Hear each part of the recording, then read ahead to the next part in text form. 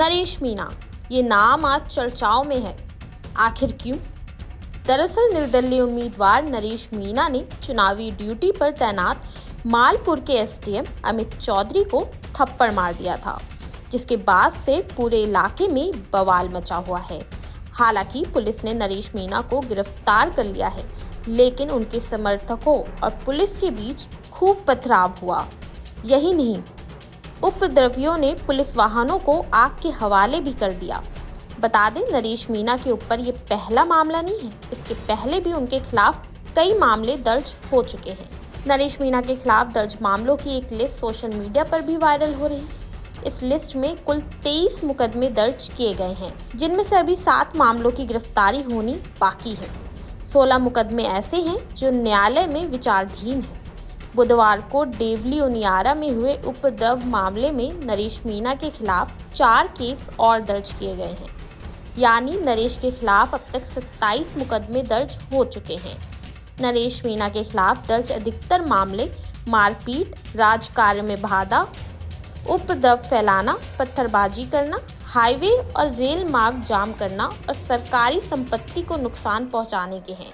बता दें, नरेश मीणा के खिलाफ सबसे पहले 2002 में केस दर्ज किया गया था। ये जयपुर में मारपीट का मामला था। 2004 में हाईवे जाम करने के मामले में आपराधिक केस दर्ज हुआ था। 2004 में ही राजकीय कार्य में बाधा डालना और मारपीट का केस हुआ था। 2005 में चोरी के आरोप में केस किया गया था, तो 2006 में मारपीट के आरोप में केस हुआ था।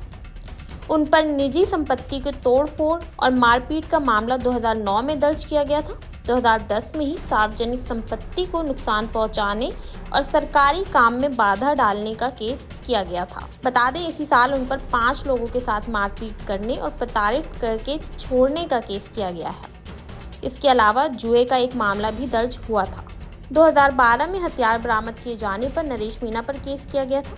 ये मामला जयपुर में दर्ज है। 2014 और 2017 में सरकारी काम में बाधा डालने के आरोप में केस दर्ज किया गया था। 2020 में सार्वजनिक संपत्ति को नुकसान पहुंचाने, कोरोना संक्रमण का फैलाव करने और सरकारी काम में बाधा डालने के आरोप में भी केस दर्ज किया गया था। यही नहीं, 2023 में सरकारी काम में बाधा पैदा करने, रेल मार्ग को अवरुद्ध करने और उपद्रव की स्थिति पैदा करने का आरोप है और थाने में केस भी दर्ज है। 2023 में ही भड़काऊ भाषण देकर उपद्रव पैदा करने का आरोप है।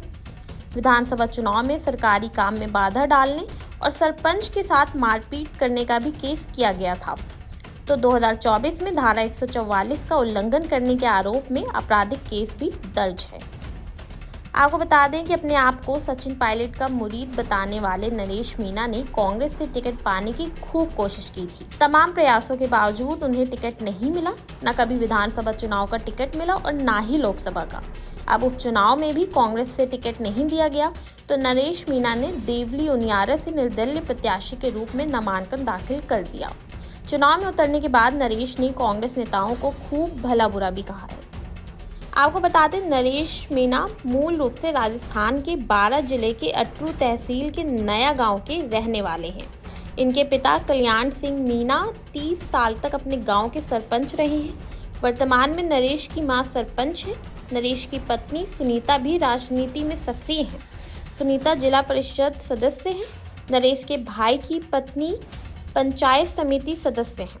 राजस्थान विश्वविद्यालय के महासचिव रह चुके नरेश मीणा की दौसा में आदिवासी वोटरों पर भी काफ़ी पकड़ है।